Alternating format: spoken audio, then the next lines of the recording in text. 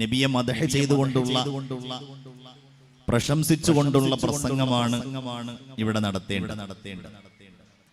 പരിശുദ്ധ ഖുർആനിന്റെ ഒരു ചോദ്യമാണ് ഈ വിഷയവുമായി ബന്ധപ്പെട്ട ആമുഖമായി പറയാനുള്ളത്. ആ ചോദ്യം ഒരിക്കലും നമ്മോടാകരുത്. എന്താണ് ആ ചോദ്യം? അം ലം യഅരിഫു റസൂലഹു, അവർ അവരുടെ റസൂലിനെ ശരിക്ക് കൃത്യമായി അറിഞ്ഞിട്ടില്ലേ, മനസ്സിലാക്കിയിട്ടില്ലേ? എന്താ കാര്യം? ഫഹും ലഹു മുൻകിറൂൻ, അവരാ നബിയോട് അപരിചിതത്വം കാണിക്കുന്നവരാണല്ലോ. ഇത്രയും ദിവസങ്ങൾ നിരന്തരമായി നബിയെക്കുറിച്ച് കേട്ട നമുക്ക് ഇപ്പോഴേ അവിടുത്തെയോട് പറയാൻ കഴിയണം, ഇല്ല നബിയെ, ഞങ്ങൾ ഒരിക്കലും അങ്ങയെ അറിയാത്തവരല്ല. അങ്ങയുടെ എല്ലാ കാര്യങ്ങളെക്കുറിച്ചും പഠിക്കാൻ ശ്രമിച്ചവരാണ്, കേട്ടവരാണ്, അങ്ങയെ ആസ്വദിച്ചവരാണ്. എന്തിനാണ് നമ്മൾ നബിയെ അറിയുന്നത്, നബിയെ പറയുന്നത്? നമുക്ക് സ്നേഹിക്കാനും ഇടപെടാനും സംസാരിക്കാനും ഒക്കെ ജീവിതത്തിൽ നിരവധി പേർ കടന്നു വരാറുണ്ട്. നമുക്ക് ഇഷ്ടമുള്ള ധാരാളം പ്രദേശങ്ങളുണ്ട്. നമുക്ക് നിരന്തരമായിട്ട് ഇടപെടേണ്ട കുറെ കാര്യങ്ങളുണ്ട്, ജീവിതോപാധികളുണ്ട്. അതിനെക്കുറിച്ചൊക്കെ നമുക്ക് പലതരത്തിലുള്ള അറിവുകളുമുണ്ട്. എന്നാൽ നബിയെക്കുറിച്ചുള്ള ജ്ഞാനങ്ങൾ, അറിവുകൾ, അവിടുത്തെ പ്രകീർത്തനങ്ങൾ എന്തിനാണ് നമ്മൾ ഇതിനേക്കാളൊക്കെ കൂടുതലായിട്ട് നടത്തുന്നത്? ഒന്ന് നമ്മുടെ ഈമാൻ ആ നബിയാണ്. ഈമാനിന്റെ ഭാഗം എന്ന് പറഞ്ഞാൽ ശരിയാവില്ല. ഈമാൻ അഷ്ഹദു അല്ലാ ഇലാഹ ഇല്ലല്ലാഹ് ഈമാനായില്ല, അഷ്ഹദു അന്ന മുഹമ്മദർ റസൂലുള്ളാഹ്, അപ്പോഴേ ഈമാനാവുകയുള്ളൂ. നബി അള്ളാഹുവിന്റെ ദൂതനാണെന്ന് വിശ്വസിച്ച് സാക്ഷ്യപ്പെടുത്തുന്ന ഒരാൾ ആ മുഹമ്മദ് നബിയുമായി ബന്ധപ്പെടുത്ത എല്ലാ അത്ഭുതങ്ങളെയും എല്ലാ വിഷയങ്ങളെയും വ്യക്തിത്വത്തെയും പരിപൂർണമായിട്ടും ഹൃദയത്തിന്റെ അകത്തുറപ്പിച്ച് വിശ്വസിക്കണം. അള്ളാഹുവിന്റെ ആവശ്യം അതാണ്. ആമിനു ബില്ലാഹി വറസൂലി, അള്ളാഹുവിനെ വിശ്വസിക്കണമെന്നല്ല, റസൂലിനെയും നിങ്ങൾ വിശ്വസിക്കണം. അങ്ങനെ വിശ്വസിക്കുന്ന നബിയെ കുറിച്ച് കേൾക്കുമ്പോ നമ്മളുടെ ആ ഈമാനിന് ബലം കൂടില്ലേ? വിശ്വസിക്കുക മാത്രമല്ല, ആ നബിയെ നമ്മൾ അനുകരിക്കുന്നവരാണ്, അനുധാവനം ചെയ്യുന്നവരാണ്, പിൻപറ്റുന്നവരാണ്, പിന്തുടരുന്നവരാണ്. അള്ളാഹുവിന്റെ റസൂലിനെ വിശ്വസിക്കുകയും പിന്തുടരുകയും ചെയ്യുക മാത്രമല്ല, ആ നബിയെ മനസ്സറിഞ്ഞ് നമ്മൾ സ്നേഹിക്കേണ്ടവരാണ്, ഇഷ്ടപ്പെടുന്നവരാണ്. തിരിച്ചറിയേണ്ട ഒരു കാര്യം, ഇതിൽ ഏതെങ്കിലും ഒന്ന് മാത്രം നിർവഹിച്ചാലോ? ഒരാൾ നബിയെ വല്ലാതെ സ്നേഹിക്കുന്നുണ്ട്, നബിയെ കുറിച്ച് അയാൾ പുസ്തകം എഴുതി, പ്രസംഗിച്ചു, പാട്ടുപാടി, അതിനെ കൊണ്ട് കാര്യമുണ്ടോ? ഇല്ല. നബിയെ ഒരാൾ പിൻപറ്റി, അയാൾ നബിയെ വിശ്വസിച്ചില്ല. നബിയെ ഒരാൾ വിശ്വസിച്ചു, അയാൾ നബിയെ പിൻപറ്റിയില്ല. നബി തിരുമേനി സ്വല്ലല്ലാഹു അലൈഹി വസല്ലം തങ്ങളെ സ്നേഹിച്ചില്ല. ഹബീബായ നബിക്ക് നാം നൽകേണ്ട കടപ്പാട് നമ്മൾ ഹബീബായ നബി തിരുമേനിക്ക് തിരിച്ചു നൽകേണ്ടത് ഈ മൂന്ന് കാര്യങ്ങളും അവിടുത്തെ വിശ്വസിച്ച്, അവിടുത്തെ പിൻപറ്റി, അവിടുത്തെ സ്നേഹിച്ച് മുന്നോട്ട് പോവുക എന്നുള്ളതാണ്. അതാണ് ഈമാനിന്റെ പൂർണ്ണത. അതാണ് ഈമാൻ. ലോകത്തെ ഏറ്റവും വലിയ ദൗർഭാഗ്യവാനായി, നിർഭാഗ്യവാനായി നമുക്ക് ചരിത്രത്തിൽ ഒരാളെ കാണാൻ കഴിയും. ആ മനുഷ്യന്റെ അത്ര നബിയെ സ്നേഹിച്ച ഒരാളും ലോകത്തില്ല. ആരാണത്? നബി തിരുമേനിയുടെ പിതാവിന്റെ സഹോദരൻ അബൂ ത്വാലിബാണ്. അബൂ ത്വാലിബിന് കിട്ടിയ സൗഭാഗ്യം നമുക്കാർക്കും കിട്ടിയിട്ടില്ല. എന്താ? 8ാമത്തെ വയസ്സ് മുതൽ അബൂ ത്വാലിബ് നബിയോടൊപ്പമാണ് കിടക്കുന്നത്. 16 മക്കളുണ്ട് അദ്ദേഹത്തിന്. അവനെ ആരെയും അടുത്ത് കിടത്തൂല, നബിയെയാണ് അടുത്ത് കിടത്തുക. ഹബീബായ നബിയെയാണ് ചേർത്ത് പിടിക്കുക. ആർക്കും ഭക്ഷണം കൊടുത്തില്ലെങ്കിലും അബൂ ത്വാലിബ് നബിക്ക് ഭക്ഷണം കൊടുക്കും, നബിക്ക് വലിയ സ്നേഹം നൽകും. നബിയെ പിതാവിന്റെ സ്ഥാനത്ത് നിന്ന് പരിപാലിച്ച് എന്റെ മകനാണ് എന്നതായിരുന്നു അബൂ ത്വാലിബ് പറഞ്ഞിരുന്നത്. ഷാമിലേക്ക് കച്ചവടത്തിന് യാത്ര ചെയ്യുകയാണ്. ബുഹൈറ എന്ന ഒരു പുരോഹിതൻ ഈ കച്ചവട സംഘത്തെ നിരീക്ഷിച്ചു. മരച്ചുവട്ടിലിരിക്കുന്ന യുവാവായ നബിയെ കണ്ടു. അടുക്കലേക്ക് പോയി ചില കാര്യങ്ങൾ അന്വേഷിച്ചു. അബൂ ത്വാലിബാണ് ഈ കുട്ടിയുടെ സംരക്ഷകൻ എന്നറിഞ്ഞ ആ പുരോഹിതൻ അബൂ ത്വാലിബിന്റെ അടുക്കലേക്ക് വന്ന് ചോദിക്കുന്നുണ്ട്, ഈ കുട്ടി നിങ്ങളുടെ ആരാണ്? എന്റെ മകനാണ്. അദ്ദേഹം പറഞ്ഞു, എന്റെ നിരീക്ഷണത്തിൽ ഈ കുട്ടിയുടെ പിതാവ് മരണപ്പെട്ടു പോയിട്ടുണ്ട്. അബൂ ത്വാലിബ് പറഞ്ഞു, ശരിയാണ്, എന്റെ സഹോദരന്റെ മകനാണ്. എന്നാൽ എന്റെ മകന്റെ സ്ഥാനത്താണ് ഞാൻ ഈ കുട്ടിയെ കാണുന്നത്. അത്രയും സ്നേഹമായിരുന്നു. നമ്മൾ ചിന്തിക്കേണ്ട കാര്യം, നബി തിരുമേനിയെ ഇഷ്ടപ്പെടാതിരിക്കുവാൻ ഒരു കാരണവും അബൂ ത്വാലിബിനുണ്ടായിരുന്നില്ല. മുത്തു റസൂലിനോട് വല്ലാത്ത സ്നേഹം, ശരീരത്തോട് സ്നേഹം, അവിടുത്തെ ജീവിതത്തോട് സ്നേഹം, എല്ലാ തരത്തിലുമുള്ള പിൻബലവും പിന്തുണയും നൽകിയ ഈ മനുഷ്യൻ പക്ഷേ അല്ലാഹു റബ്ബുൽ ഇസ്സത്ത് അദ്ദേഹത്തിന് ഹിദായത്താകുന്ന ഭാഗ്യം നൽകിയില്ല. നബിയെ വിശ്വസിക്കാനും അനുകരിക്കാനും അബൂ ത്വാലിബിന് കഴിഞ്ഞില്ല. പിന്നെ നമ്മളെ പോലെയുള്ള ആളുകളൊക്കെ ഏതർത്ഥത്തിലാണ് അള്ളാഹുവിന്റെ ഹബീബ് സല്ലല്ലാഹു അലൈഹി വസല്ലമയോടൊപ്പം സ്വർഗത്തിൽ ഉണ്ടാകുമെന്ന് ഉറപ്പിക്കാൻ ഓർത്തു നോക്കേണ്ട കാര്യമാണ്. നബി സല്ലല്ലാഹു അലൈഹി വസല്ലമ തങ്ങൾ ആദ്യമായിട്ട് ദീന് പഠിപ്പിച്ചു കൊടുത്ത ഒരാൾ, പറഞ്ഞു കൊടുത്ത ഒരാൾ അബൂ ത്വാലിബായിരുന്നു. നബിയുടെ മുഖത്ത് നോക്കിയിട്ട് അഷ്ഹദു അന്നക റസൂലുള്ളാഹ്, അങ്ങ് അല്ലാഹുവിന്റെ റസൂലാണെന്ന് ഞാനിതാ സാക്ഷ്യപ്പെടുത്തുന്നു എന്ന് ആദ്യമായി പറഞ്ഞത് ഖദീജ റളിയല്ലാഹു അൻഹയാണ്. ഖദീജ ബീവിയാണ് ആദ്യമായിട്ട് നബിയിൽ നിന്ന് വുളൂ പഠിച്ചത്. ആദ്യമായി നിസ്കാരം പഠിച്ചതും ഖദീജ ബീവിയാണ്. നബിയും ഖദീജ ബീവിയും വീട്ടിൽ നിസ്കരിക്കുന്നത് 8 വയസ്സായ അലി ഇബ്നു അബീ ത്വാലിബ് റളിയല്ലാഹു അൻഹു കാണുകയാണ്. വിവേകശാലിയായ കുഞ്ഞാണ് അദ്ദേഹം. കാര്യങ്ങളെ വിലയിരുത്താൻ കഴിയുന്ന മോനാണ്. അലി റളിയല്ലാഹു അൻഹു ബാലനാണ്. ചോദിക്കുകയാണ്, എന്താണ് നിങ്ങൾ ഇതുവരെ ഇല്ലാത്ത ഒരു കാര്യം ചെയ്യുന്നത് ഞാൻ കണ്ടുവല്ലോ. നബി തിരുമേനി ഇരിക്കാൻ പറഞ്ഞു. അലിയോട് സംസാരിക്കുകയാണ്, മോനെ, അല്ലാഹുവാണ് നമ്മുടെ ഇലാഹ്, അല്ലാഹുവിനെയാണ് നമ്മൾ ആരാധിക്കേണ്ടത്. ലാ ഇലാഹ ഇല്ലല്ലാഹ് എന്ന് നീ സാക്ഷ്യപ്പെടുത്തണം. മറ്റൊരു കാര്യം, ഞാൻ അല്ലാഹുവിന്റെ ദൂതനാണ്, അതും നീ അംഗീകരിക്കണം, നീ വിശ്വസിക്കണം, ഉൾക്കൊള്ളണം. അലി റളിയല്ലാഹു അൻഹു ചിന്താശേഷിയുള്ള ആളാണല്ലോ. ഞാൻ എന്റെ ഉപ്പയോടൊന്ന് പറയട്ടെ, അബൂ ത്വാലിബിനോടൊന്ന് പറയട്ടെ. നബി പറഞ്ഞു, അബൂ ത്വാലിബിനോട്, നിന്റെ ഉപ്പയോട് ഞാൻ അക്കാര്യം പറഞ്ഞുകൊള്ളാം, നീ തൽക്കാലം പറയേണ്ടതില്ല. അബൂ ത്വാലിബിനോട് റസൂലുള്ളാഹി സ്വല്ലല്ലാഹു അലൈഹി വസല്ലം തങ്ങൾ രണ്ടാമതോ മൂന്നാമതോ ആയി ഇസ്ലാമിനെ കുറിച്ച് പരിചയപ്പെടുത്തി. ഞാൻ അല്ലാഹുവിന്റെ ദൂതനാണ് എന്ന കാര്യം അബൂ ത്വാലിബിനോട് പറഞ്ഞു.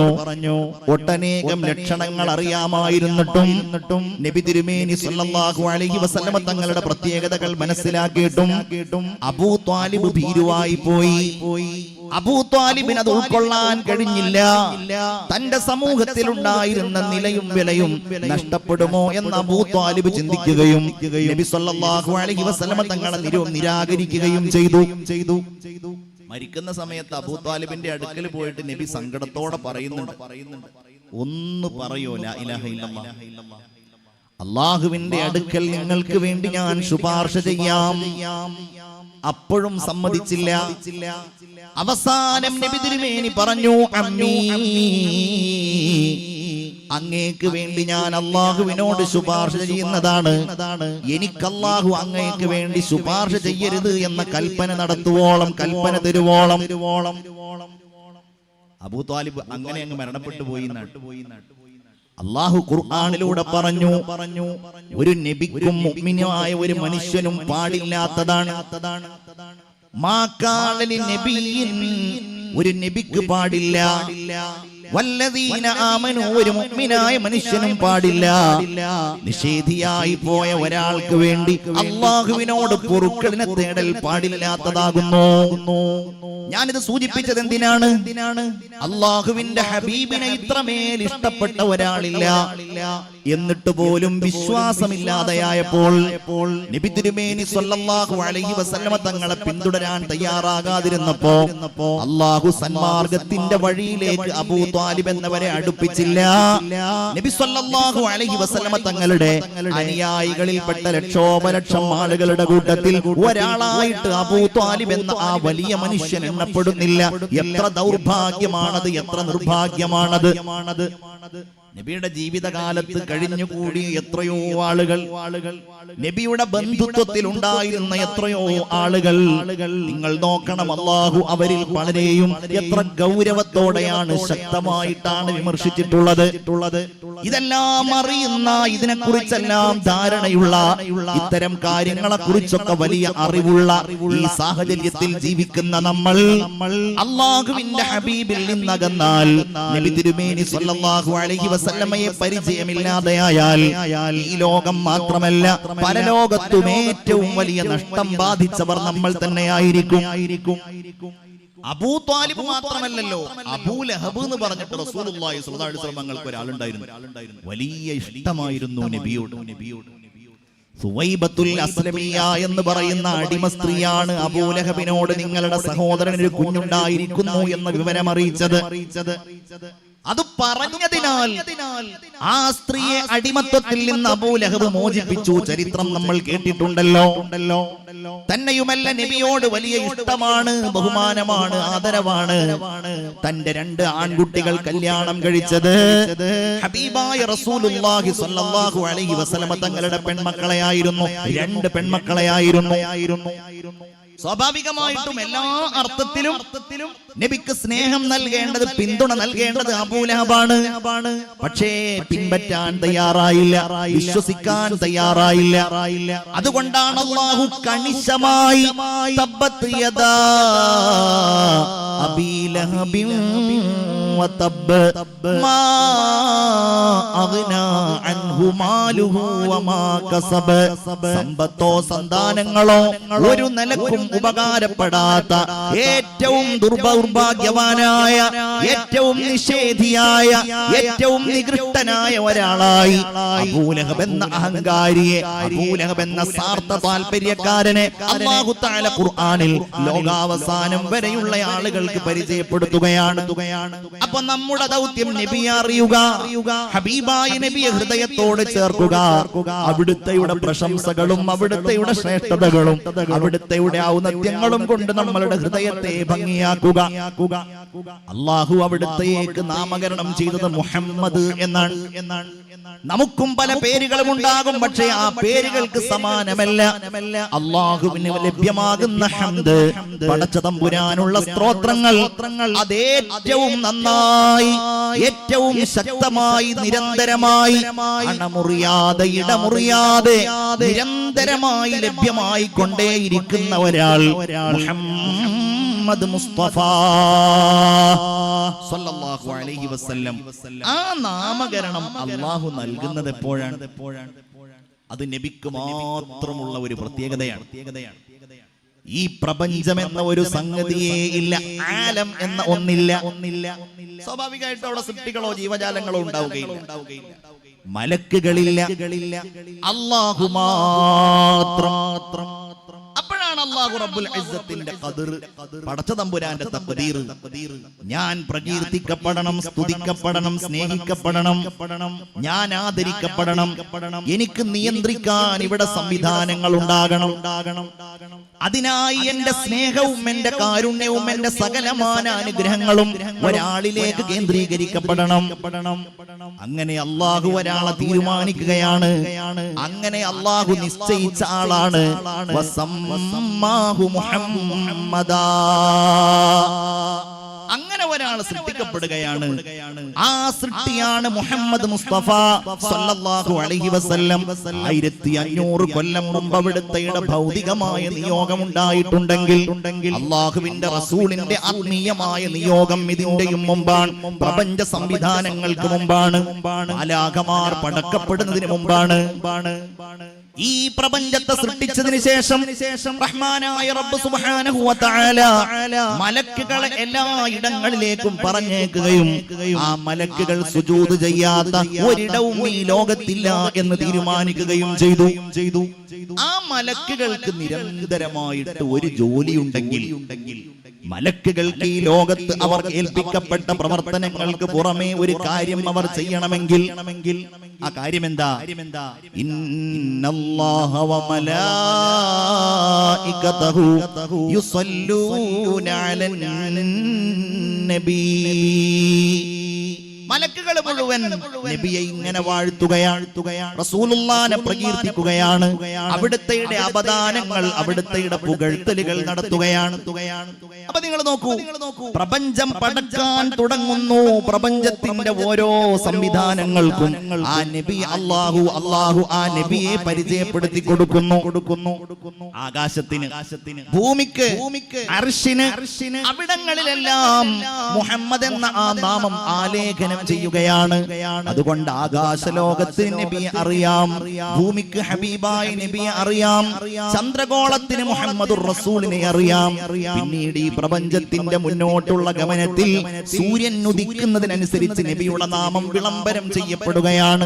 അസ്തമാന സന്ദർഭത്തിൽ ആ സൂര്യൻ ഇങ്ങനെ ആകാശലോകത്തുകൂടെ മനുഷ്യർക്ക് വെളിച്ചം നൽകി ഇങ്ങനെ പ്രയാണം തുടരുമ്പോൾ, ചന്ദ്രൻ ഉദയം ചെയ്യുമ്പോൾ എല്ലാ സന്ദർഭങ്ങളിലും മുഹമ്മദുർ റസൂലിന്റെ നാമം ബാങ്കിലൂടെ ഉറക്കെ വിളംബരം ചെയ്യപ്പെടാൻ, തിരുമേനി ലോകത്ത് കൽപ്പിച്ച സൽക്കർമ്മങ്ങൾ ഈ ലോകത്ത് നടപ്പിലാക്കപ്പെടാൻ, ഈ പ്രപഞ്ച സംവിധാനങ്ങളെ ആകമാനം നിയന്ത്രിക്കുന്ന റഹ്മാനായ റബ്ബ് സുബ്ഹാനഹു വ തആല ഓർക്കപ്പെടാൻ എല്ലാറ്റിനും ആവശ്യമായ രീതിയിൽ വമാ അർസൽനാക ഇല്ലാ റഹ്മത്തൽ ലിൽ ആലമീൻ. ആകാശത്തിനും ഭൂമിക്കും സർവചരാചരങ്ങൾക്കും എല്ലാറ്റിനുമുള്ള റഹ്മത്തായി, കാരുണ്യമായി റഹ്മാനായ റബ്ബ് സുബ്ഹാനഹു വ തആല ആ ഉന്നതമായ ഉജ്ജ്വലമായ വികാരം എല്ലാവർക്കും സമ്മാനിക്കുന്നയാളായി മുഹമ്മദുർ റസൂലുള്ളാഹി സ്വല്ലല്ലാഹു അലൈഹി വസല്ലമ തങ്ങളെ നിശ്ചയിച്ചിരിക്കുകയാണ്. തേരെ ലിയേ ദുനിയാ ബനി ഹേ ആബാദ് ആലം തേരെ കറം സേ. അങ്ങേക്ക് വേണ്ടിയാണ് അല്ലാഹു ഈ ലോകത്തെ പടച്ചത്. അങ്ങാണ് ഈ പ്രപഞ്ച സംവിധാനത്തിന്റെ കാരണക്കാരൻ. തൂനെ ജഹാമേ മഹഫിൽ സജായി താരിഖിയോ മേ ഷമ്മ ജലായി. അങ്ങാണ് ഈ കാണുന്ന ലോകത്തെ ഇത്ര മനോഹരമാക്കിയത്. ഈ ഇരുളുകളിൽ മുഴുവൻ പ്രകാശം പരത്തിയത് അങ്ങാണ്.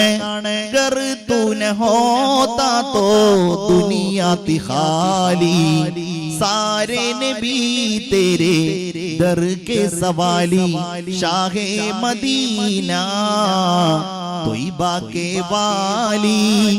सारे नबी तेरे दर के सवाली ഷാഹേ മദീന.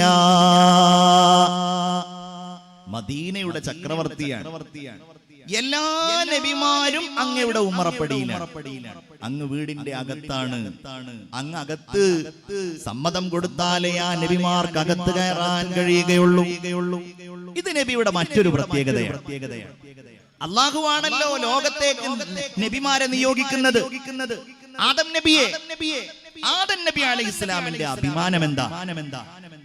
എന്റെ മക്കളിൽ മുഹമ്മദ് നബിയുണ്ട്. വഫ്തഖറ ബികൗനിഹി വാലിദാ.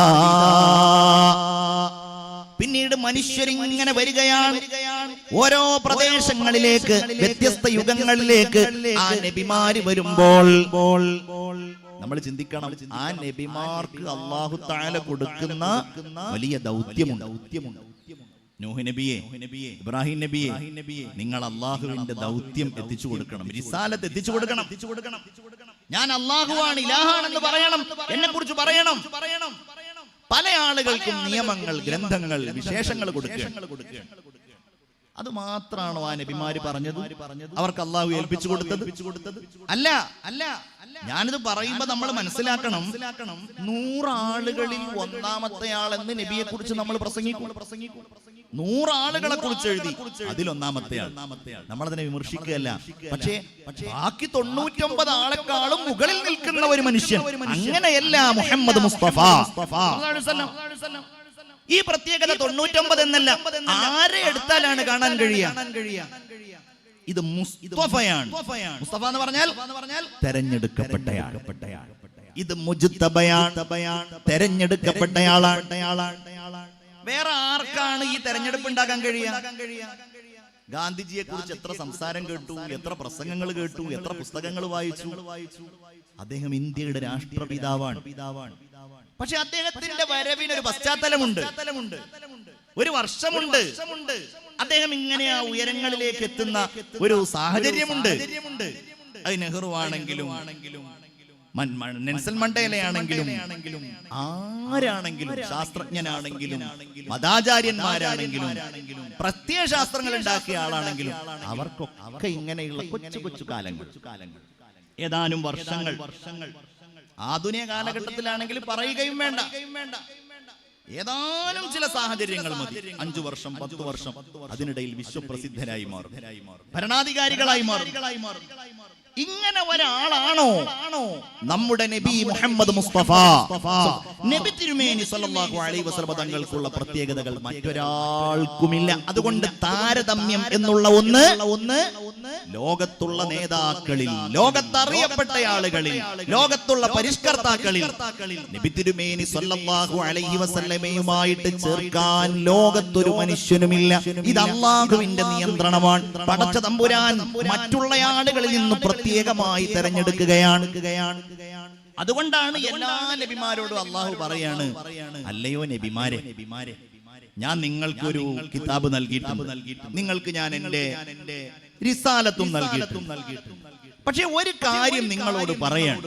എന്താണ് ആ കാര്യം? നിങ്ങളിലേക്കൊരു നബി വന്നാൽ, മുഹമ്മദ് നബി വന്നാൽ സല്ലല്ലാഹു അലൈഹി വസല്ലം, പിന്നെ നിങ്ങളുടെ കിതാബ് അനുസരിച്ചല്ല കാര്യങ്ങൾ നടത്തേണ്ടത്. പിന്നെ നിങ്ങൾ ഞാൻ അള്ളാഹുവിന്റെ റസൂലാന്ന് പറഞ്ഞിട്ടല്ല മുന്നോട്ട് പോകേണ്ടത്. നിങ്ങൾ എന്ത് ചെയ്യണം? നിങ്ങൾ നബിയുടെ അനുയായിയാകണം. നിങ്ങൾ നബി തിരുമേനി കൊണ്ടുവന്ന ഗ്രന്ഥത്തെ സ്വീകരിക്കണം. വഇദ് അഖദല്ലാഹു മീസാഖൻ നബിയ്യീൻ, എല്ലാ നബിമാരോടും അല്ലാഹു കരാർ ചെയ്ത സന്ദർഭം. എന്താണ് കരാർ? അല്ലയോ നബിമാരെ, നിങ്ങളിലേക്ക് ഞാൻ ഇദാ ലമാ ആതൈതുകും മിൻ കിതാബിൻ വഹിക്മ സുമ്മ ജാഅകും റസൂലും മുസദ്ദിഖുൽ ലിമാ മഅകും, ഞാൻ നിങ്ങൾക്ക് ഗ്രന്ഥവും ജ്ഞാനവും ഒക്കെ നൽകി, നിങ്ങളിലേക്ക് നിങ്ങൾ കൊണ്ടുവന്ന കാര്യങ്ങളെ വാസ്തവീകരിക്കുന്ന ഒരു ദൂതൻ വന്നാൽ ലതുഅ്മിനുന്നബി, നിങ്ങൾ ആ നബിയെ വിശ്വസിക്കുക തന്നെ വേണം. വലതൻസുറുന്ന, നിങ്ങൾ ആ നബിയെ സഹായിക്കുകയും വേണം. ഇത് അല്ലാഹു പറയാ മാത്രല്ല, ഖുർആൻ പറയാണ്. അല്ലാഹ് ആ നബിമാരോട് ചോദിക്കുന്നുണ്ട്, ഖാല അഖറർതും, നബിമാരെ ഞാൻ ഈ പറഞ്ഞ കാര്യം നിങ്ങൾ സമ്മതിച്ചുവോ? ഖാലൂ അഖറർനാ, അതേ അല്ലാഹുവേ, ഞങ്ങളത് സമ്മതിച്ച കാര്യമാണ്. ചില നബിമാരൊക്കെ അള്ളാഹുവിനോട് ചോദിച്ചു, പടച്ച തമ്പുരാനെ, എന്നെ ഈ നബിയാക്കുന്നതിന് പകരം ആ നബിയുടെ ഒരു അനുയായി ആക്കുമോ എന്നെ? എനിക്ക് അതാണ് വേണ്ടത്. അതിനൊരാൾക്ക് അല്ലാഹു അവസരം നൽകും. അത് മറ്റാർക്കുമല്ല, മഹാനായ സയ്യിദുനാ ഈസാ നബി അലൈഹിസ്സലാമിന്. ഖിയാമത്ത് നാളിന്റെ അടുത്ത അടയാളങ്ങളിൽ ഒന്ന് എന്താണ്? ഇമാം മഹ്ദി റളിയല്ലാഹു അൻഹു വരും. പിന്നെയോ ദജ്ജാൽ വരും. ലോകത്താകമാനം ദജ്ജാൽ കുഴപ്പങ്ങൾ ഉണ്ടാക്കും. മക്കയും മദീനയും ഒഴികെയുള്ള എല്ലാ ഇടങ്ങളിലും ദജ്ജാൽ പ്രവേശിക്കും. അവന്റെ സഹായികൾ ജൂതന്മാരായിരിക്കും. മുസ്ലിങ്ങളെ അവൻ വല്ലാതെ ഉപദ്രവിക്കും. അല്ലാഹു ഞങ്ങളുടെ ആരാധ്യനാണെന്ന് പറയുന്ന എല്ലാവരെയും അവൻ വധിക്കാൻ ശ്രമിക്കും. അങ്ങനെയുള്ള നിഷ്ഠൂരനായ ക്രൂരനായ ദജ്ജാലിനെ കൊല്ലാൻ ഖിയാമത്ത് നാളിന്റെ മുന്നോടിയായിട്ട് ആകാശലോകത്ത് നിന്ന് അല്ലാഹു ഒരാളെ പറഞ്ഞേക്കും. അതാരാ?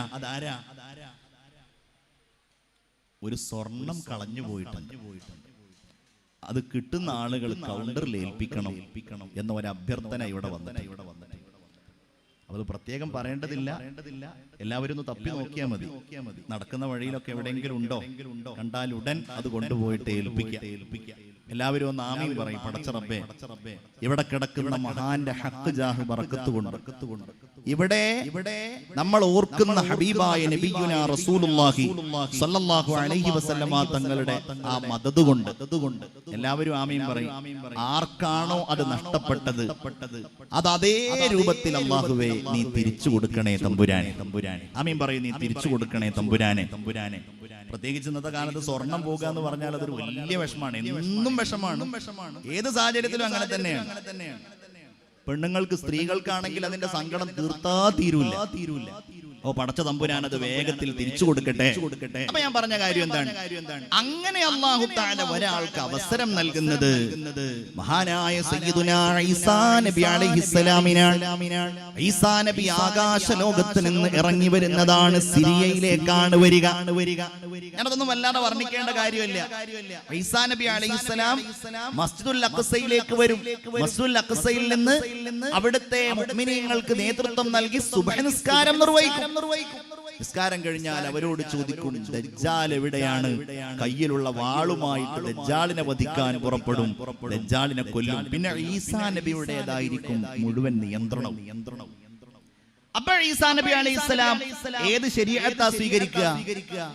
അത് മുത്തുനബിയുടെ ശരീഅത്തായിരിക്കും. ഈസാ നബി ഖുർആൻ പാരായണം ചെയ്യും.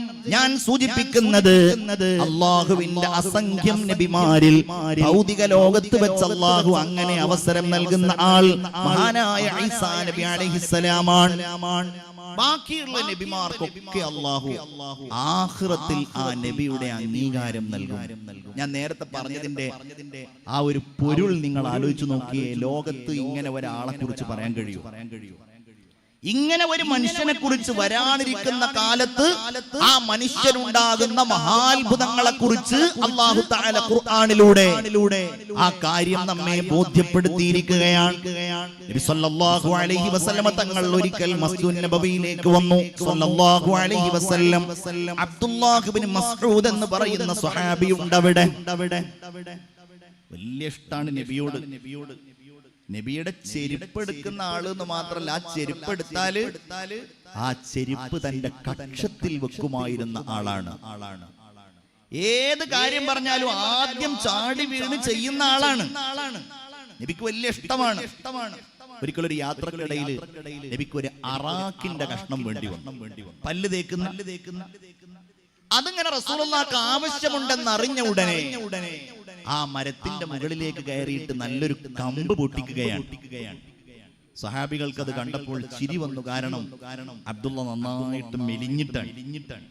അറാഖിന്റെ പല കൊമ്പുകളും അബ്ദുള്ളയുടെ കൈകാലുകളെ പോലെ തോന്നുന്നുണ്ട്. അപ്പൊ സഹാബികൾ ഇങ്ങനെ ചിരിച്ച് പരിഹസിക്കുകയാണ്, തമാശ രൂപേണ. അപ്പോൾ പറയുന്ന ഒരു കാര്യമുണ്ട് സല്ലല്ലാഹു അലൈഹി വസല്ലം, ഈ അബ്ദുള്ളയുടെ കൈകാലുകളെയാണോ നിങ്ങൾ വില കുറച്ച് കാണുന്നത്? എങ്കിൽ ആ കാലുകൾ ഉണ്ടല്ലോ അഫ്ഖലാനി ഫിൽ മീസാൻ, അത് അല്ലാഹു നന്മയും തിന്മയും തൂക്കുന്ന ഇടത്ത്, നന്മ തൂങ്ങുന്ന ഭാഗത്ത് നന്നായി തൂങ്ങി നിൽക്കുന്ന കാലുകളാണെന്ന് മഹാനായ സയ്യിദുനാ മുഹമ്മദ് മുസ്തഫ സല്ലല്ലാഹു അലൈഹി വസല്ലം. നിങ്ങൾ നിസ്സാരമായിട്ട് വൈരൂപ്യമുള്ള ആളായിട്ട് കാണുകയാണെങ്കിലും അള്ളാന്റെ അടുക്കൽ വലിയ സ്വീകാര്യത ഉള്ള ആളാണ്.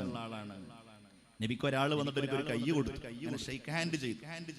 അപ്പൊ അയാളുടെ കൈ നല്ല പരുത്ത കൈകളാണ്. എല്ലാവരുടെ കൈകളും അങ്ങനെ കയ്യിൽ പിടിച്ചിട്ടുണ്ടെങ്കിൽ സോഫ്റ്റ് ആയിക്കൊള്ളണമെന്നില്ലല്ലോ. അപ്പൊ നബി ചോദിച്ചു, എന്താ നിങ്ങളുടെ കയ്യിന് നല്ല ഇത്ര പരിപ്പ് എന്താണ്? അയാള് പറഞ്ഞു, നബിയെ ഞാനൊരു തൊഴിൽ ചെയ്യുന്ന ആളാണ്. ഒന്നുകിൽ ഈ തപ്പനയുടെ മുകളിൽ കയറുകയോ അല്ലെങ്കിൽ അതിന് നനക്കുകയോ ഒക്കെ ചെയ്യുന്ന ഒരു തൊഴിലാളി. അവിടുന്ന് ഉറക്കെ വിളിച്ചു പറയുകയാണ്, അള്ളാഹുവിനും റസൂലിനും ഇഷ്ടപ്പെടുന്ന കൈകളെ നിങ്ങൾക്ക് കാണണോ? നിങ്ങൾ ഈ മനുഷ്യന്റെ കൈകളിലേക്ക് നോക്കുക എന്ന് ശഫീഉനാ റസൂലുള്ളാഹ് സ്വല്ലല്ലാഹു അലൈഹി വസല്ലം. നബിക്കല്ലാതെ ഇങ്ങനത്തെ പ്രത്യേകതകൾ പറയാൻ കഴിയില്ല. കാരണം അടിസ്ഥാനവർഗമായിരുന്നു നബിയുടെ കൂട്ടുകാർ. പാവപ്പെട്ടവർ, ഭക്ഷണം കിട്ടാത്തവർ, അന്ധന്മാർ, ആരും സ്വീകരിക്കാതെ പോയ ആളുകൾ, അങ്ങനെ എല്ലാവരാലും അവഗണിക്കപ്പെട്ട ഒരു മനുഷ്യനായിരുന്നു അബ്ദുല്ലാഹ് ഇബ്നു മസ്ഊദ് റളിയല്ലാഹു അൻഹു. പക്ഷേ നബിക്ക് വലിയ ഇഷ്ടമാണ്. പള്ളിയിലെത്തിയപ്പോൾ അബ്ദുള്ള അവിടെ ഉണ്ട്. അടുക്കലേക്ക് വിളിച്ചിട്ട് പറഞ്ഞു, കുറച്ചു നേരം ഖുർആൻ ഓത്. ചോദിക്കുന്നുണ്ട്, നബിയേ, അങ്ങേക്ക് ഞാൻ ഖുർആൻ ഓതി തരികയോ? അങ്ങേക്കല്ലേ ഖുർആൻ അവതരിപ്പിക്കപ്പെട്ടത്? അപ്പോൾ പറഞ്ഞു, ഇന്നി ഉഹിബ്ബു അൻ അസ്മഅഹു മിൻ ഗൈരി. മറ്റുള്ളവരത് ഓതി കേൾക്കുന്നത് എനിക്ക് നല്ല ഇഷ്ടമാണ്. സൂറത്തുൻ നിസാ ആണ് ഓതുന്നത്. ഓതി മുന്നോട്ട് പോകുമ്പോൾ തന്റെ പിറകിൽ നിന്ന് കരച്ചിലിന്റെ ശബ്ദം കേൾക്കുകയാണ്. നബി കരയുകയാണ് സല്ലല്ലാഹു അലൈഹി വസല്ലം. ഒരു വചനമെത്തിയപ്പോ ഹബീബ് പറഞ്ഞു, അബ്ദുല്ലാ, ഇനി മതി നിന്റെ പാരായണം, ഇനി എനിക്കിത് സഹിക്കാൻ കഴിയില്ല. കാരണം നബിയുടെ മനസ്സിനെ സമ്മർദ്ദത്തിലാക്കി. നാളെ ആഖിറത്തിൽ അല്ലാഹു മുത്തുനബിക്ക് നൽകുന്ന ആ ഉന്നതമായ പദവി, ഫകൈഫ ഇദാ ജിനാ മിൻ കുല്ലി ഉമ്മത്തിൻ ബിശഹീദിൻ വജിനാ ബിക അലാ ഹൗലാഇ ഷഹീദാ. എല്ലാ പ്രവാചകന്മാരെയും അവരുടെ സമുദായങ്ങൾക്കൊപ്പം നാളെ പരലോകത്ത് കൊണ്ടുവരുന്നതാണ്. അവർ അല്ലാഹു ഏൽപ്പിച്ച ആ ദൗത്യം നിർവഹിച്ചിട്ടുണ്ട് എന്നതിന് ആ നബിമാർ അവരുടെ മുമ്പിൽ സാക്ഷ്യം പറയുന്നതാണ്.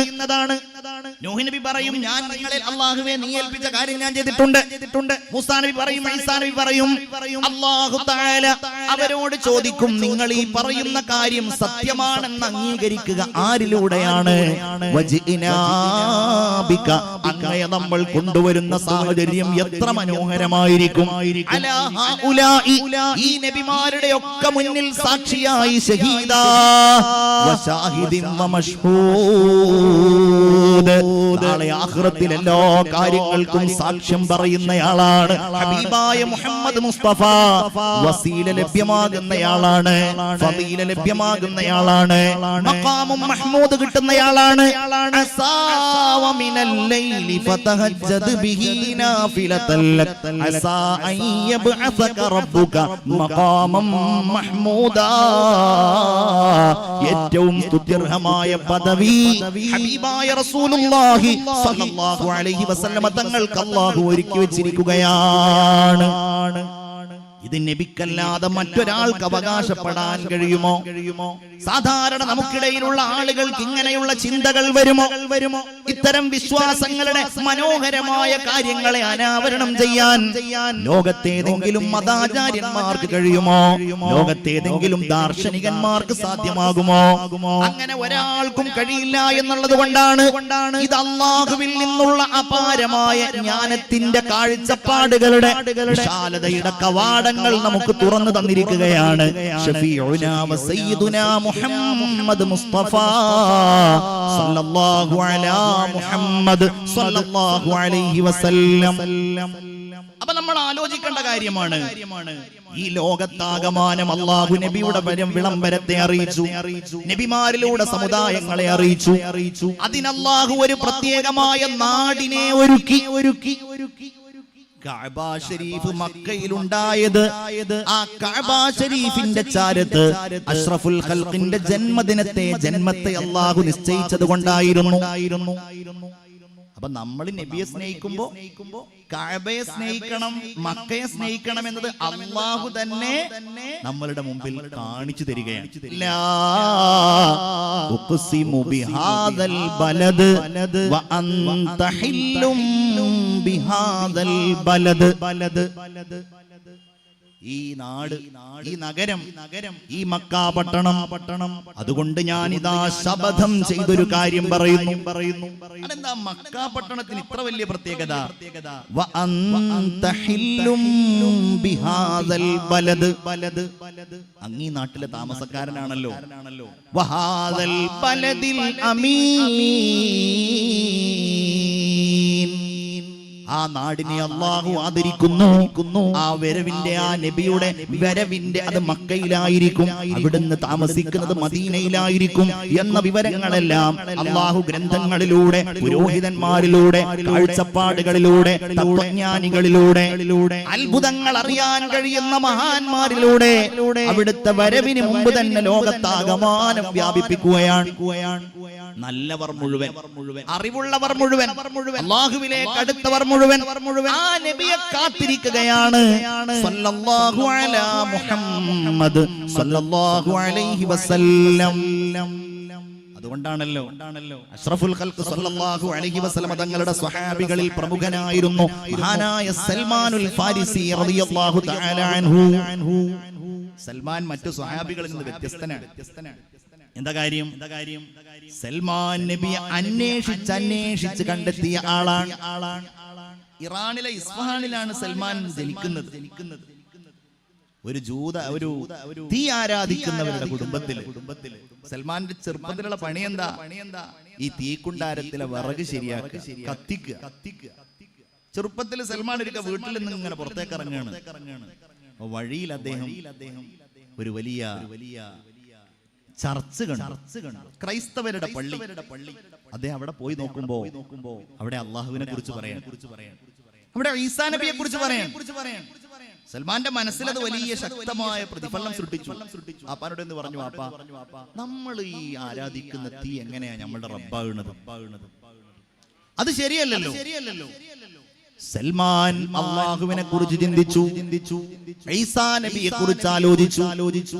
വാപ്പ വല്ലാതെ ചീത്ത പറഞ്ഞു. പക്ഷെ സൽമാന്റെ മനസ്സിൽ ഇതാണ് സത്യം എന്നറിഞ്ഞപ്പോ സൽമാൻ നാട് വിട്ടു പോവുകയാണ് ഷാമിലേക്ക്.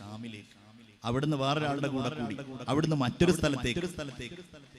അപ്പോൾ സൽമാന് കാണാൻ കഴിഞ്ഞത് ഒരു ജൂതനായ ഒരു നല്ല മനുഷ്യനെയാണ്. വേദഗ്രന്ഥങ്ങൾ അറിയുന്ന, അതിന്റെ അകമറിയുന്ന ഒരു മനുഷ്യനെയാണ്. അയാൾക്ക് കുറെ പ്രായമായിരുന്നു. അയാളിങ്ങനെ പ്രായമായി അയാൾ മരണക്കിടക്കയിൽ കിടക്കുമ്പോ സൽമാൻ ചോദിക്കുകയാണ്, ഗുരോ അങ്ങ് ഇവിടുന്ന് പോയാല്, അങ്ങ് മരണപ്പെട്ട് കഴിഞ്ഞാല് പിന്നെ ഞാൻ ആരെയാണ് സ്വീകരിക്കുക? എനിക്ക് ആരാണ് ഈ നന്മകൾ പകർന്നു തരിക? അയാളൊരു കാര്യം പറഞ്ഞു. കാരണം അയാൾക്ക് നബിമാരുടെ വാക്യങ്ങൾ അറിയാം, അയാൾക്ക് നബിമാരുടെ ഗ്രന്ഥങ്ങൾ അറിയാം. അതുകൊണ്ട് അയാൾ പറയുകയാണ്, സൽമാനെ, എന്റെ അറിവനുസരിച്ച് ഈ ലോകത്ത് അവസാനത്തെ നബി വന്നിരിക്കുന്നു.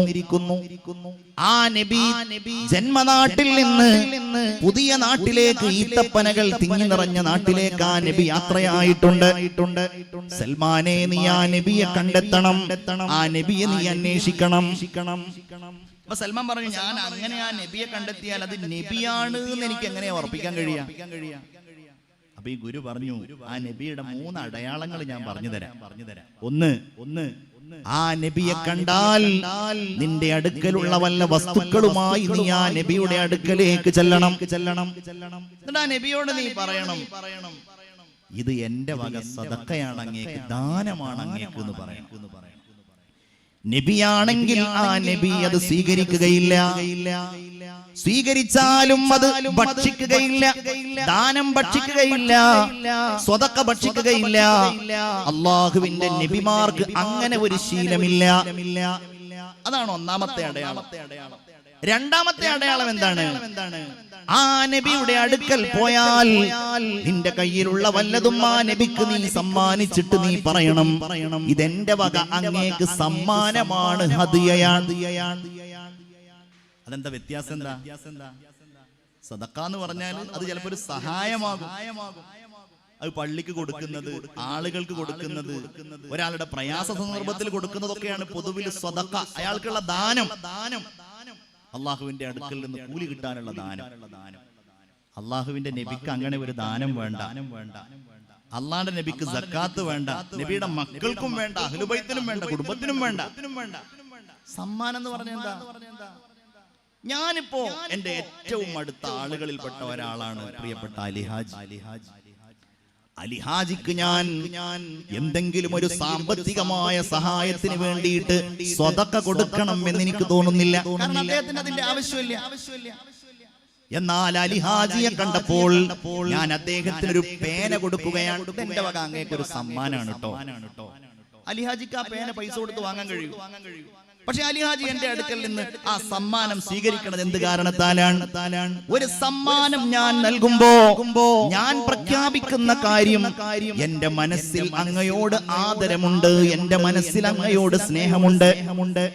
അപ്പൊ അലിഹാജിയോട് എന്റെ മനസ്സിലുള്ള സ്നേഹമാണ് ഈ സമ്മാനം കൊടുക്കുമ്പോൾ ഞാൻ അറിയിക്കുന്നത്. അതുകൊണ്ട് റസൂലുള്ളാഹി സ്വല്ലല്ലാഹു അലൈഹി വസല്ലം ഹദിയ സ്വീകരിക്കുകയും നിങ്ങൾ പരസ്പരം സമ്മാനം കൊടുക്കണം, തഹാദൗ തഹാബു, നിങ്ങൾ സമ്മാനം കൊടുക്കണം, ആ സമ്മാനം നിങ്ങൾക്കിടയിൽ സ്നേഹമുണ്ടാകുന്നതിന് കാരണമാണെന്ന് മുഹമ്മദുർ റസൂലുള്ളാഹി സ്വല്ലല്ലാഹു അലൈഹി വസല്ലം പ്രഖ്യാപിക്കുകയും ചെയ്തിട്ടുണ്ട്.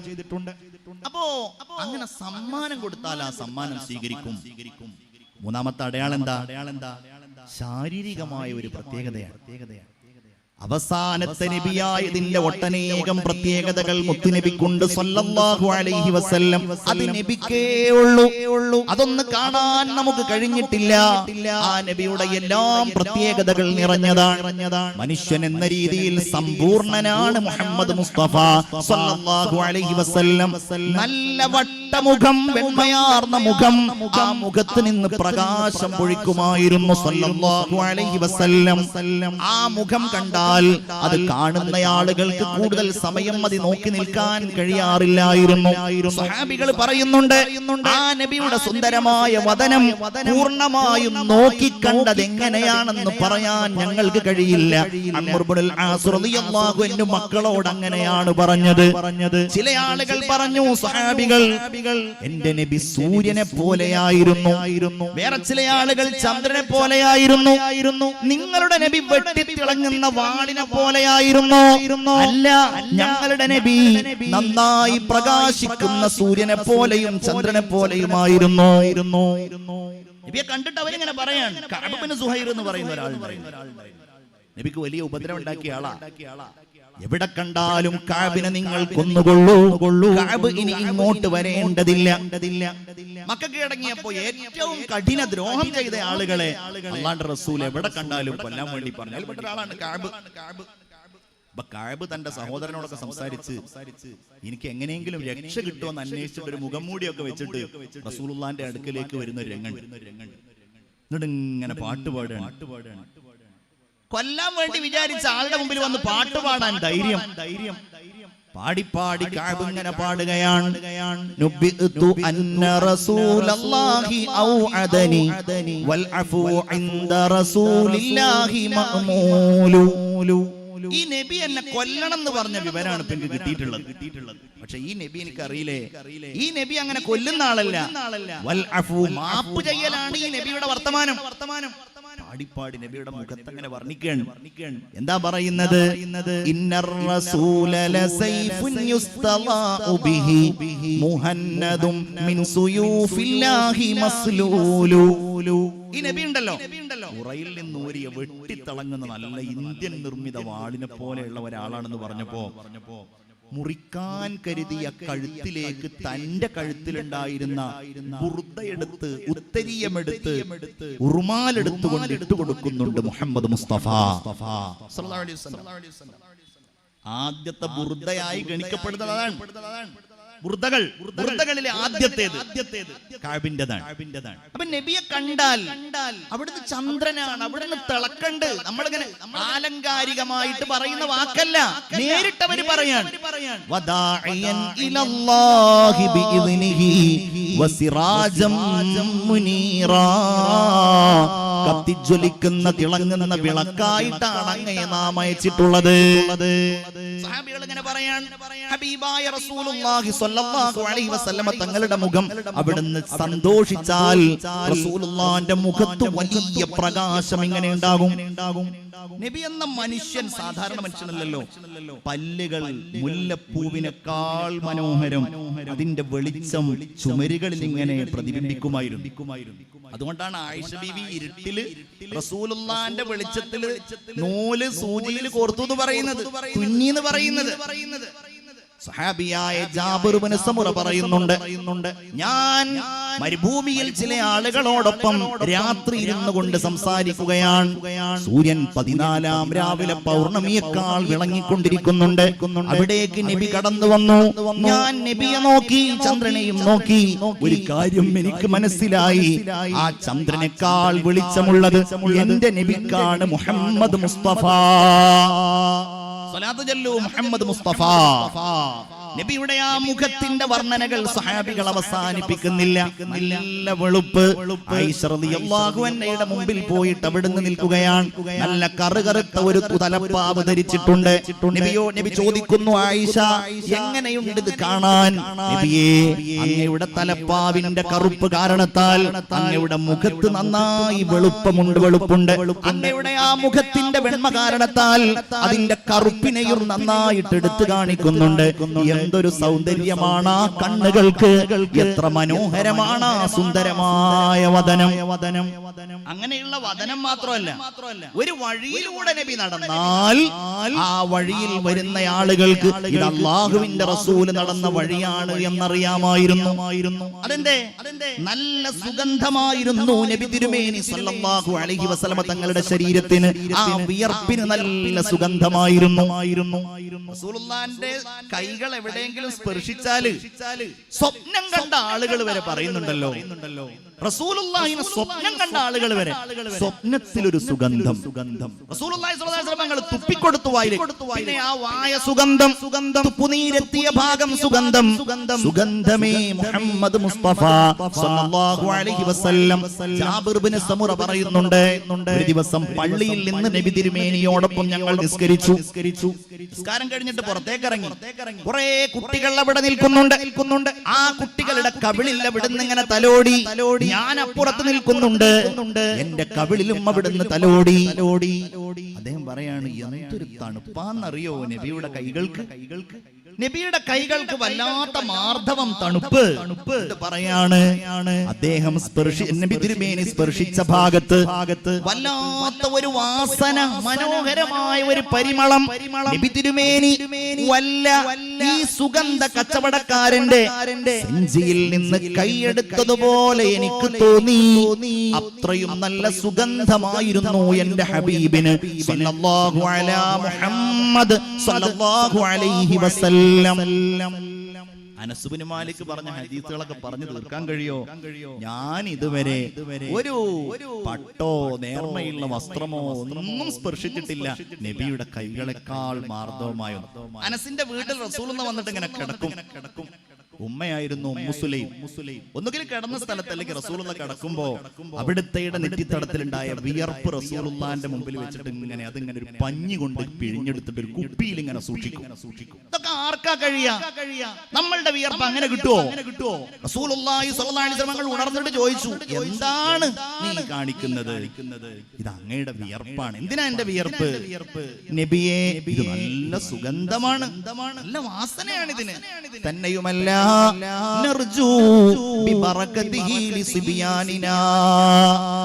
കുട്ടികൾക്ക് എന്തെങ്കിലും ബുദ്ധിമുട്ടുണ്ടാവുമ്പോ അതിന്റെ അനുഗ്രഹം ഞങ്ങൾക്ക് തേടാലോ. ഉമ്മു സുലൈം, അനസ് ഇവരൊക്കെ സൂക്ഷിക്കണം. നബിയോടുള്ള ഇഷ്ടം കേവലം ഒരു മനുഷ്യൻ എന്ന രീതിയിൽ, ഒരു നേതാവ് എന്ന രീതിയിലല്ല, നബി അങ്ങ് പ്രാപിക്കുകയാണ്. ഇവർ ആ അത്ഭുതങ്ങൾ ഹബീബായ നബിയിൽ നിന്നവർ കാണുകയാണ്. റസൂലുള്ളാഹി സ്വല്ലല്ലാഹു അലൈഹി വസല്ലം തങ്ങളുടെ താടി രോമങ്ങളെ കുറിച്ച് അവർ ചർച്ച ചെയ്യുകയാണ്. അവരുടെ തർക്കം ഹബീബായ നബിയുടെ മുഖത്തുള്ള താടി രോമങ്ങളിൽ എത്ര എണ്ണം നരച്ചിട്ടുണ്ടായിരുന്നു എന്നുള്ളതാണ്. ഒരു യുദ്ധം കഴിഞ്ഞു, യർമൂക്ക് യുദ്ധം. ഖാലിദ് ബിനുൽ വലീദിന് വല്ലാത്ത ബേജാറ്. ഖാലിദ് ബിനുൽ വലീദിന്റെ പ്രത്യേകത എന്താ? നേതൃത്വം നൽകിയ ഇസ്ലാമിക പോരാട്ടങ്ങളിൽ ഒന്നുമേ പരാജയപ്പെട്ടിട്ടില്ല. അപ്പൊ യർമൂക്ക് യുദ്ധം കഴിഞ്ഞ് അല്ലാഹുവിന്റെ ഹബീബ് റസൂലുള്ളാഹി സ്വല്ലല്ലാഹു അലൈഹി വസല്ലം തങ്ങളുടെ പ്രിയപ്പെട്ട സ്വഹാബി ഖാലിദ് ഇങ്ങനെ സ്വഹാബികളോടൊപ്പം നിൽക്കുകയാണ്. ഗനീമത്തൊക്കെ ഇഷ്ടം പോലെ ഉണ്ട്. ഖാലിദിന് സന്തോഷമല്ല, അദ്ദേഹത്തിന്റെ മുഖത്ത് വല്ലാത്ത മ്ലാനത. എന്തോ തെരഞ്ഞു നടക്കുകയാണ് യുദ്ധം കഴിഞ്ഞിടത്ത്. ആളുകൾ ചോദിച്ചു, എന്താണ് നേതാവേ നിങ്ങൾ ഇങ്ങനെ അന്വേഷിക്കുന്നത്? നിങ്ങൾക്കൊരു സന്തോഷമല്ലല്ലോ. അപ്പോൾ പറഞ്ഞു, എന്റെ പടത്തൊപ്പി നഷ്ടപ്പെട്ടിട്ടുണ്ട്. നിങ്ങൾക്ക് എത്ര പടത്തൊപ്പി വേണം? ഇവിടെ ഇഷ്ടം പോലെ ഉണ്ടല്ലോ. നിങ്ങൾ കരുതുന്ന പോലെയുള്ള പടത്തൊപ്പിയല്ല എന്റെ പടത്തൊപ്പി. ആ പടത്തൊപ്പിയിൽ അല്ലാഹുവിന്റെ റസൂലിന്റെ ഏതാനും തലമുടികൾ ഞാൻ വെച്ചിട്ടുണ്ട്. എനിക്ക് യുദ്ധങ്ങളിൽ വിജയം ലഭ്യമാകാനുള്ള കാരണം ആ പടത്തൊപ്പി എന്റെ തലയിൽ ഉണ്ടായിരുന്നതാണ്. ഉസ്മാൻ ഇബ്നു അഫ്ഫാൻ റളിയല്ലാഹു അൻഹു ഒരു മോതിരം ധരിച്ചിരുന്നു എന്നാണ്. ആ മോതിരം അബൂബക്കർ റളിയല്ലാഹു അൻഹു ധരിച്ചിരുന്നു, ഉമർ റളിയല്ലാഹു അൻഹു ധരിച്ചിരുന്നു. ആ മോതിരം ഏതായിരുന്നു? അല്ലാഹുവിന്റെ റസൂലിന്റെ കയ്യിൽ അണിഞ്ഞിരുന്ന മോതിരം. ഉസ്മാൻ റളിയല്ലാഹു അൻഹു ഭരണമൊക്കെ ഏറ്റെടുത്ത് ഒരിക്കൽ മദീനയിൽ ഉണ്ടായിരുന്ന ഒരു റൂമാന്നോ അങ്ങനെ എന്തോ പേരുള്ള ഒരു കിണറിന്റെ അവിടെ ഇങ്ങനെ ഇരിക്കുന്ന സമയത്ത് കയ്യിൽ നിന്ന് ആ മോതിരം ഊരിയിട്ട് ഉസ്മാൻ റളിയല്ലാഹു അൻഹു ഇങ്ങനെ കളിക്കുകയാണ്. നമ്മൾ ചിലപ്പോൾ ഉണ്ടാവില്ല മോതിരം ഇങ്ങനെ കളിക്കുക, അതങ്ങോട്ട് താഴേക്ക് വീണു. ഉസ്മാൻ റളിയല്ലാഹുവിന്റെ ജീവിതത്തിൽ പിന്നെ ഇതുപോലുള്ള സങ്കടം ഉണ്ടായിട്ടില്ല. ഇസ്ലാമിക ലോകത്ത് തന്നെ ചരിത്രകാരന്മാര് അത് വിലയിരുത്തിക്കൊണ്ട് പറയുന്നുണ്ട് എല്ലാറ്റിന്റെയും കാരണം ഖാലിദ് ഇബ്നുൽ വലീദ് എന്നവർ ആ മുടി സൂക്ഷിച്ചതുപോലെ ഈ മോതിരം നഷ്ടപ്പെട്ടപ്പോ എല്ലാ സങ്കടങ്ങളും പിന്നീട് ഇസ്ലാമിക ലോകത്തിന് തന്നെ ഏറ്റുവാങ്ങേണ്ടി വന്നു എന്നുള്ളതാണ്. ഞാനത് വല്ലാതെ വർണ്ണിക്കുന്നില്ല, വർണ്ണിക്കാൻ ഒരാൾക്കും കഴിയുകയുമില്ല. നബിയെ പറയാൻ ആർക്ക് കഴിയും? നബിയെ വർണ്ണിക്കാൻ ആർക്ക് കഴിയും? तेरे कदमों में आना मेरा काम था, मेरी किस्मत जगाना तेरा काम है. ഞങ്ങളൊക്കെ അങ്ങയെ കുറിച്ച് ഇങ്ങനെ പറഞ്ഞ് അങ്ങയുടെ കാൽപാദത്തിന്റെ സമീപത്ത് വരാൻ കൊതിക്കുന്നവരാണ്. എന്താ വന്നാ കിട്ടുക? എന്താ? എല്ലാ സൗഭാഗ്യങ്ങളെയും ഞങ്ങൾ കാത്തിരിക്കുന്നവരാണ്. എല്ലാം പറഞ്ഞാലും എത്ര പറഞ്ഞാലും അവിടുത്തെ പ്രകീർത്തനങ്ങൾ തീരുകയില്ല. അയൽ വറാ ഫഹ്മു മഅനാഹു വലൈസ യുറാ ഫിൽ ഖുർബി വൽ ബുഅദി ഫീ ഗൈറു മുൻഫഹിമി. മുസ്ലിമൻ പറയാണ് അയൽ വറ, സൃഷ്ടികളെ അശക്തരാക്കിയിട്ടുണ്ട്. എന്ത്? നബി എങ്ങനെയെന്ന് പറയേ. നബിയെ കുറിച്ച് അടുത്തുനിന്ന് നോക്കിയാലും പറയാൻ കഴിയില്ല, ദൂരെ നിന്ന് നോക്കിയാലും പറയാൻ കഴിയും.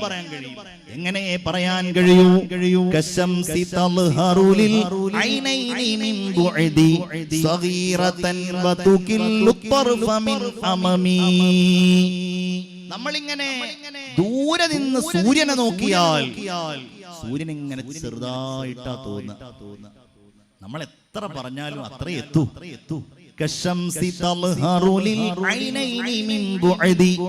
അങ്ങനെ സൂര്യന്റെ അടുക്കലേക്ക് എത്തിയാലോ കാഴ്ചയെ അതങ്ങ് ഇല്ലാതെയാക്കി കളയും. അടുത്തേക്ക് പോയാൽ കഴിഞ്ഞിട്ട് ബൂസിരിമാവ് ചോദിക്കുന്ന ഒരു ചോദ്യം കേട്ടാൽ നമുക്ക് സങ്കടം തോന്നിപ്പോകും. വല്ലാത്തൊരു ചോദ്യമാണ്. പറയുന്ന ഞാന് നമ്മൾ ഓരോരുത്തരും വലിയ ഗൗരവത്തോടെ ചിന്തിക്കേണ്ട ഒരു ചോദ്യമാണത്. ആർക്കാണ് റസൂലുള്ളാഹി, എങ്ങനെയാണ് ഹബീബായ നബിയുനാ റസൂലുള്ളാഹി സ്വല്ലല്ലാഹു അലൈഹി വസല്ലമ തങ്ങളെ മനസ്സിലാക്കുവാൻ കഴിയുക? ആർക്ക്? ഖൗമുൻ നിയാമുൻ തസല്ലൗ അൻഹു ബിൽ ഹുലുമി. ഭൗതികമായ സ്വപ്നങ്ങളിൽ വിരാജിക്കുന്ന ആളുകൾക്ക് എങ്ങനെയാണ് ഹബീബായ മുഹമ്മദ് മുസ്തഫ സല്ലല്ലാഹു അലൈഹി വസല്ലം തങ്ങളെ മനസ്സിലാക്കുവാൻ കഴിയുക? നബി തിരുമേനി ആരാധന നമുക്ക് എത്തിക്കാൻ കഴിയുള്ളൂ. ഒരു മനുഷ്യനാണ്, മലക്കല്ല, ജിന്നല്ല, മറ്റു വല്ലതുമല്ല. റസൂലുള്ളാഹിക്ക് ഒരുപാട് അത്ഭുതങ്ങളുണ്ട്, ആശ്ചര്യങ്ങളുണ്ട്. എത്രയും മനസ്സിലാക്കാൻ കഴിയൂ. ഫമബ്ലഗുൽ ഇൽമി ഫീഹി അന്നഹു ബശറു വ അന്നഹു ഖൈറു ഖൽഖില്ലാഹി കുല്ലിഹിം. എന്റെ പ്രിയപ്പെട്ടവരെ, ഞാൻ എന്റെ വാക്കുകൾ ഉപസംഹരിക്കുമ്പോൾ എനിക്ക് സൂചിപ്പിക്കുവാനുള്ള കാര്യം സൽമാനുൽ ഫാരിസി റളിയല്ലാഹു അൻഹുവിനോട് ആ മനുഷ്യൻ 3 അടയാളങ്ങൾ പറഞ്ഞു കൊടുക്കുകയാണ്. അതിൽ ഒരടയാളം, മൂന്നാമത്തെ അടയാളം നബിയുടെ ശരീരത്തിൽ അവസാനത്തെ നബിയാണ് എന്നതിന്റെ വലിയ ഒരു തെളിവുണ്ടായിരുന്നു. ചുമലുകളുടെ ഭാഗത്ത് ഇടത്തെ ചുമലിലേക്ക് ചേർന്ന് ശരീരത്തിന്റെ ഏതാനും ചെറിയ മാംസത്തിന്റെ ഭാഗം ഇങ്ങനെ ഉയർന്നു നിൽക്കുന്ന ഒരു മനോഹരമായ ഒരു ദൃശ്യമുണ്ടായിരുന്നു. അത് നോക്കി നിൽക്കാൻ വലിയ സൗന്ദര്യമാണ്. എന്താണ് ലേസർ അടിക്കുകയാണല്ലോ, കണ്ണിലേക്ക് അടിക്കലോ. അല്ലാഹുവിന്റെ ഹബീബ് സയ്യിദുനാ മുഹമ്മദ് മുസ്തഫ സല്ലല്ലാഹു അലൈഹി വസല്ലമ തങ്ങൾ അവിടുത്തെ ശരീരത്തിലുണ്ടായിരുന്ന മഹാത്ഭുതമാണത്. ശരീരത്തിലുണ്ടായിരുന്ന മഹാത്ഭുതം മുഹമ്മദുർ റസൂലുള്ളാഹി സ്വല്ലല്ലാഹു അലൈഹി വസല്ലമ തങ്ങൾക്ക് അല്ലാഹു നൽകിയ മനോഹരമായ ഒരു പ്രത്യേകതയും അതായിരുന്നു. അങ്ങനെ സൽമാനുൽ ഫാരിസി അദ്ദേഹം ഉള്ള ആ നാട്ടിൽ നിന്ന് ഈത്തപ്പനകളൊക്കെ അന്വേഷിച്ച് നാട്ടിലേക്ക് ഇങ്ങനെ വരികയാണ്. ഒരു യാത്രാ സംഘത്തോടൊപ്പം യഥിരിപാണി നാടെന്ന് മനസ്സിലായി. ഒരു യാത്രാ സംഘത്തോടൊപ്പം ഇങ്ങനെ വരുമ്പോ യാത്രാ സംഘം കൂടിയിട്ട് അദ്ദേഹത്തെ പിടിച്ചു കെട്ടിയിട്ട് മദീനയിൽ ഒരു അടിമയായി കൊണ്ടുവന്ന് വിട്ടു. അദ്ദേഹം ഒരു അടിമയായി മാറി. ഒരു ജൂതന്റെ അടിമയാണ്. ആ ജൂതൻ സൽമാനുൽ ഫാരിസിയെ വീട്ടിലെ പണിയേൽപ്പിച്ചു. അദ്ദേഹം പണിയൊക്കെ എടുക്കുമ്പോഴും ആലോചിക്കണത് എന്താ, ഞാൻ അന്വേഷിച്ചു വന്ന ആൾ ഇവിടെ എവിടെയെങ്കിലും ഉണ്ടോ, ആ നബി ഇവിടെ എവിടെയെങ്കിലും വന്നിട്ടുണ്ടോ. ഒരിക്കൽ തന്റെ യജമാനന്റെ അടുക്കലേക്ക് ഒരു കൂട്ടുകാരൻ വന്നിട്ട് ഇങ്ങനെ സംസാരിക്കുന്നത് സൽമാൻ ശ്രദ്ധിച്ചു. ആ സംസാരം ആ നബിയെ സംബന്ധിച്ചായിരുന്നു. യജമാനോട് ചോദിച്ചപ്പോൾ പോവാൻ പറഞ്ഞു, ചീത്ത പറഞ്ഞു, വഴക്ക് പറഞ്ഞു. മഹാനായ നബിയുനാ റസൂലുള്ളാഹി സ്വല്ലല്ലാഹു അലൈഹി വസല്ലമ തങ്ങൾ മദീനയിൽ എത്തിയിട്ടുണ്ട് എന്ന് സൽമാൻ മനസ്സിലാക്കാൻ കഴിഞ്ഞു. സൽമാനുൽ ഫാരിസി റളിയല്ലാഹു അൻഹു ഒരവസരം കിട്ടാൻ കാത്തു നിൽക്കുകയാണ്. തനിക്ക് ഭക്ഷണമായിട്ടൊക്കെ കിട്ടിയ ഏതാനും ഈത്തപ്പഴങ്ങൾ തങ്ങളുടെ കയ്യിലെടുത്തിട്ട് ഒരു ദിവസം ഈ നബി നിൽക്കുന്ന സ്ഥലം അന്വേഷിച്ചുകൊണ്ട് സൽമാൻ ചെല്ലുകയാണ്. അങ്ങനെ മസ്ജിദുൻ നബവിയിലെത്തി. മസ്ജിദുൻ നബവിയിൽ ഇരിക്കുമ്പോൾ സല്ലല്ലാഹു അലൈഹി വസല്ലമ തങ്ങൾ ഇരിക്കുമ്പോൾ സൽമാനുൽ ഫാരിസി റളിയല്ലാഹു അൻഹു അങ്ങോട്ട് കടന്നു ചെന്നു. അനുയായികൾ കൂടെയുണ്ട്. നബിയെ കണ്ടു. നബിയുടെ അടുക്കൽ ചെന്നപ്പോ തന്റെ കയ്യിലുണ്ടായിരുന്ന ഈ ഈത്തപ്പഴങ്ങൾ സൽമാനുൽ ഫാരിസി കൊടുക്കുകയാണ്. ഇത് അങ്ങേക്ക് സദഖയാണ്, ദാനമാണ്. നബി പുഞ്ചിരിയോടെ അത് വാങ്ങുന്നു. ഇവിടെയുള്ള ആളുകൾക്ക് അത് വിതരണം ചെയ്യുന്നു. സൽമാന് മനസ്സിലായി, ഇതെന്റെ ഒന്നാമത്തെ പരീക്ഷണമാണ്, അതിൽ ഞാൻ വിജയിച്ചു. ഇത് നബിയാണെന്നതിന് ഒന്നാമത്തെ അടയാളമായി. ഏതാനും ദിവസങ്ങൾ കഴിഞ്ഞു. സൽമാൻ തന്റെ കയ്യിലുണ്ടായിരുന്ന ഈ തപ്പഴങ്ങളും കാരക്കകളുമായി മറ്റൊരിക്കൽ നബി അന്വേഷിച്ചുകൊണ്ട് മദീനയിലേക്ക് പോവുകയാണ് സ്വല്ലല്ലാഹു അലൈഹി വസല്ലം. മാഷാ അല്ലാഹ്. ഇവിടെ ഇനി മനോഹരമായി സംസാരിക്കാനുള്ള, വളരെ ഹൃദ്യമായി ഇവിടെ സംസാരിക്കാനുള്ള ആദരണീയനായ ഉസ്താദ് ഹംസ മിസ്ബാഹി ഓട്ടപ്പടവ് അവറുകൾ വളരെ പ്രഗത്ഭനായ പ്രഭാഷകനാണ്. ഞങ്ങളൊക്കെ സാധാരണ അദ്ദേഹത്തെ കണ്ടപ്പോൾ തന്നെ പറഞ്ഞു, നമ്മള് വഴല് പറയുന്ന ആളുകൾ പരസ്പരം കാണില്ല, ബാക്കിയുള്ളവരൊക്കെ അങ്ങോട്ടും ഇങ്ങോട്ടും കാണും. കാരണം ഒരു ദിവസം നമ്മളായിരിക്കും, ഒരു ദിവസം അദ്ദേഹം ആയിരിക്കും. അപ്പൊ അങ്ങനെ അദ്ദേഹത്തെ കാണാൻ അതിനുള്ള മനോഹരമായ ഒരു അവസരം കൂടെയാണ് ഈ വെളുമ്പത്ത് മഖാം ഉറൂസ് എന്ന് എനിക്ക് തോന്നാറുണ്ട്. ഒരുപാട് ഉസ്താദുമാര് സയ്യിദുമാരൊക്കെ ഒരേ വേദിയിൽ. അല്ലാഹു അതൊക്കെ കബൂലാക്കട്ടെ. ഈ നസീഹത്തുകളൊക്കെ അല്ലാഹു സ്വീകരിക്കട്ടെ. മഹാനായ സൽമാനുൽ ഫാരിസി റളിയല്ലാഹു അൻഹു അത് കൊടുക്കുകയാണ്. അപ്പോൾ റസൂലുള്ളാഹി സ്വല്ലല്ലാഹു അലൈഹി വസല്ലം തങ്ങൾ ജന്നത്തുൽ ബഖയിലായിരുന്നു. നബിയെ, ഇതങ്ങേക്കുള്ള എന്റെ സമ്മാനമാണ്. പുഞ്ചിരിയോടെ അത് വാങ്ങിയിട്ട് താൻ അതിൽ നിന്ന് കഴിച്ചു സല്ലല്ലാഹു അലൈഹി വസല്ലം. ചുറ്റുപാടുകളിലുമുള്ള ആളുകൾക്ക് അത് വിതരണം ചെയ്യുകയും ചെയ്തു. സൽമാന് മനസ്സിലായി ഇത് നബി തന്നെയാണ്. പിന്നെ സൽമാനുൽ ഫാരിസി നബിയുടെ ചുറ്റുഭാഗത്തു ഇങ്ങനെ നടക്കുകയാണ്. അപ്പൊ റസൂലുള്ളാഹിക്ക് മനസ്സിലായി ഇയാൾ എന്താണ് അന്വേഷിക്കുന്നത്. തന്റെ ശരീരത്തിലുണ്ടായിരുന്ന ചുമലിലുണ്ടായിരുന്ന ആ തട്ടം മാറ്റി വസ്ത്രം കീഴേക്ക് താഴ്ത്തി കൊടുത്തു. സൽമാൻ ആ കാഴ്ച കണ്ടു. വർഷങ്ങൾക്ക് മുമ്പ് തന്റെ പ്രിയപ്പെട്ട ഗുരു ആ നബിയുടെ അടയാളമായി പറഞ്ഞ മനോഹരമായ ആ ദൃഷ്ടാന്തം എന്റെ മുമ്പിൽ അല്ലാഹു റബ്ബുൽ ഇസ്സത്ത് കാണിച്ചു തന്നിരിക്കുകയാണ്. നബിയുടെ കൈകൾ പിടിച്ചു, നബിയെ ചുംബിച്ചു, റസൂലിനോട് തന്റെ കഥകൾ മുഴുവൻ പറഞ്ഞു. കൗതുകത്തോടെ സൽമാന്റെ കഥ കേട്ടു മുഹമ്മദ് മുസ്തഫ സല്ലല്ലാഹു അലൈഹി വസല്ലം. പിന്നെ ഒഴിവ് കിട്ടുമ്പോഴൊക്കെ സൽമാനുൽ ഫാരിസി നബിയുടെ അടുക്കൽ വരും. ഒരു ദിവസം നബി ചോദിക്കുന്നുണ്ട്, സൽമാനെ, നീ നിന്റെ യജമാനനോടൊന്ന് സംസാരിക്കും, എന്നിട്ട് നീ അന്വേഷിക്കുക, എന്നെ മോചിപ്പിക്കാൻ നിങ്ങൾക്ക് എന്ത് തരണം. സൽമാൻ യജമാനനോട് സംസാരിച്ച് റസൂലുള്ളാഹിന്റെ അടുക്കലേക്ക് വന്ന് പറയുകയാണ്. യജമാനൻ പറഞ്ഞത് 300 ഈത്തപ്പന തൈകൾ അദ്ദേഹത്തിന്റെ തോട്ടത്തിൽ നട്ടുപിടിപ്പിച്ചു കൊടുക്കുകയും ഏതാനും കിലോ വെള്ളി അദ്ദേഹത്തിന് നൽകുകയും ചെയ്താൽ എന്നെ മോചിപ്പിക്കും എന്നുള്ളതാണ്. നബി തിരുമേനി ഒരൊറ്റ പ്രഖ്യാപനാണ്, നമ്മുടെ സഹോദരൻ സൽമാൻ ഇവിടെ ഉണ്ട്, അദ്ദേഹത്തിന് വേണ്ടിയിട്ട് നിങ്ങൾ നിങ്ങൾ എന്നെ സഹായിക്കണം. എന്താ വേണ്ടത്? 300 ഈത്തപ്പന തൈകൾ വേണം. സൽമാനുൽ ഫാരിസി ഈ കഥ മഹാനായ അബ്ദുല്ലാഹ് ഇബ്നു അബ്ബാസ് റളിയല്ലാഹു അൻഹുവിന് പറഞ്ഞു കൊടുക്കുന്നതായിട്ട് ഹദീസിൽ കാണുവാൻ കഴിയും. പറയുന്നുണ്ട്, ഒരാൾ പറഞ്ഞു ഞാൻ 30 ഈത്തപ്പന തൈകൾ തരാം, വേറെ ഒരാൾ 20 ഈത്തപ്പന തൈകൾ. അങ്ങനെ ആ സദസ്സിൽ നിന്ന് തന്നെ 300 ഈത്തപ്പന തൈകൾ കിട്ടി. അത് കൊണ്ടുപോയിട്ട് നട്ടുപിടിപ്പിച്ചു.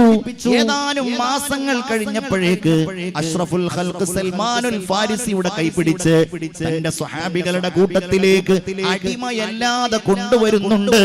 സല്ലല്ലാഹു അലാ മുഹമ്മദ് സല്ലല്ലാഹു അലൈഹി വസല്ലം. ഇങ്ങനെയൊക്കെയുള്ള നിരവധി അത്ഭുതങ്ങളും പ്രത്യേകതകളും ഉജ്ജ്വലമായ മഹാസംഭവങ്ങളും എല്ലാമുള്ള ഹബീബായ മുഹമ്മദ് മുസ്തഫ സല്ലല്ലാഹു അലൈഹി വസല്ലം തങ്ങളുടെ പ്രകീർത്തനങ്ങൾ ഒരിക്കലും അവസാനിക്കുന്നില്ല.